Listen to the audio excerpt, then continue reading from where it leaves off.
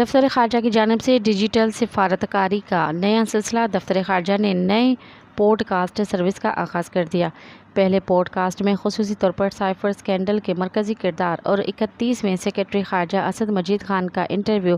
اسد مجید خان نے کہا کہ چین اور امریکہ میں دشمنی اور تناؤ میں اضافہ ایک چیلنج ہے۔ ترجمان دفتر خارجہ ممتاز زہرا بلوچ نے 31ویں سیکرٹری خارجہ اسد مجید خان کا انٹرویو کیا۔ ممتاز زہرا بلوچ نے کہا کہ ڈاکٹر اسد مجید خان حال ہی میں 35 سالہ ملازمت کے بعد فارن سروس سے ریٹائر ہوئے۔ اسد مجید خان نے بتایا کہ بطور اٹارنی اپنے پیشہ ورانہ کیریئر کا آغاز کیا۔ میرے خیال میں اپنے ملک کی نمائندگی اور اس کے نظریات کو لے کر بڑھنے سے زیادہ اہم کچھ نہیں تھا، اسی وجہ سے بطور اٹارنی اپنے کیریئر کا آغاز کرنے کے بعد فارن سروس میں آ گیا۔